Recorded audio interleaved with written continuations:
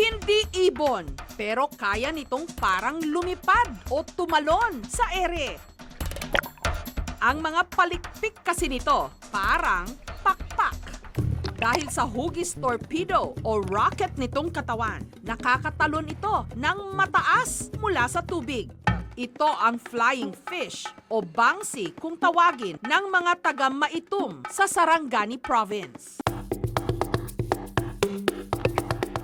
Dahil sagana ang bansi sa kanilang karagatan, ipinagdiwang ng Maitum ang kanilang taunang Bangsi Festival.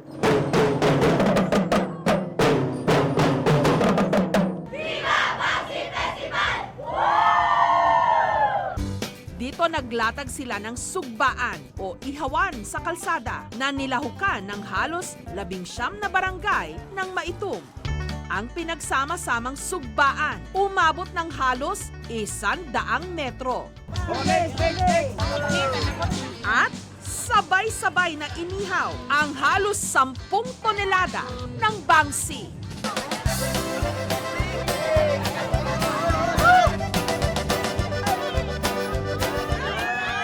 Masaya. Masarap talaga ang bangsi. Ang bangsi ay isang produkto na sa pinagkukunan namin ng income, and pag season din po ng bangsi, talagang hindi ko mabilang yung sobrang dami. Tuni-tunilado po, nakatiklis. Pero ang highlight ng fiesta, Bangsi Cooking Contest.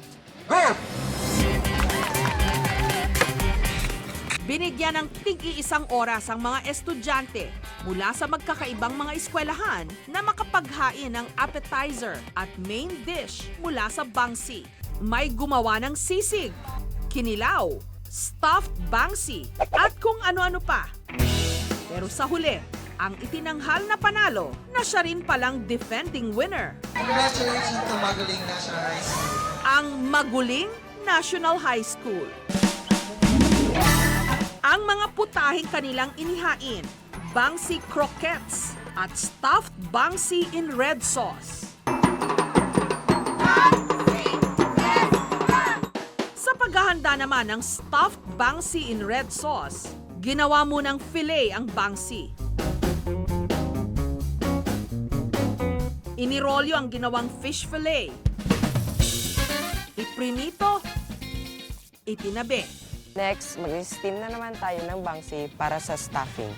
In-steam ang isda ng 5 minuto at hinimay nung naluto. Naggisa ng bawang at sibuyas, carrots at inihalo ang hinimay na bangsi. Tinimplahan ng toyo. Nung naluto, ipinalaman sa nirolyong fried bangsi. Sunod na naggisa ng bawang at sibuyas, hinaluan ng ketchup, gatas, tinimplahan ng asin at paminta, pinakulo hanggang lumapot. Ito ang magiging sarsa.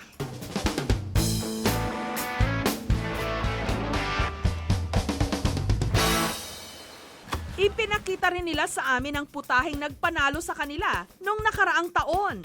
Sweet and sour bangsi.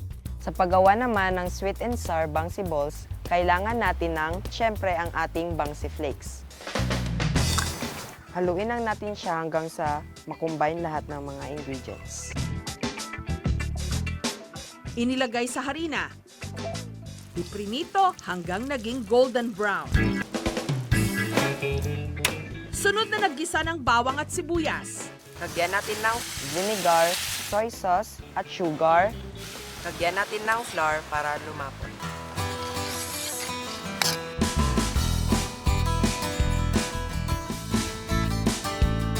Ang sarap ng bangsi, tamang-tama sa mashed potato. Malutong siya, masarap, at hindi malansa. Naisipan namin na croquette at stuffed bangsi ang gagawin namin kasi po, unique po siya na at wala pa pong gumagawa nito sa the whole Maitum. Sa sarap ng bangsi o flying fish ng mga taga-Maitum, inihaw man, prito o kung ano-ano pang mga lutuin, ililipad ka raw nito sa sarap. Thank you for watching, mga kapuso. Kung nagustuhan niyo po ang videong ito, subscribe na sa GMA Public Affairs YouTube channel. And don't forget to hit the bell button for our latest updates.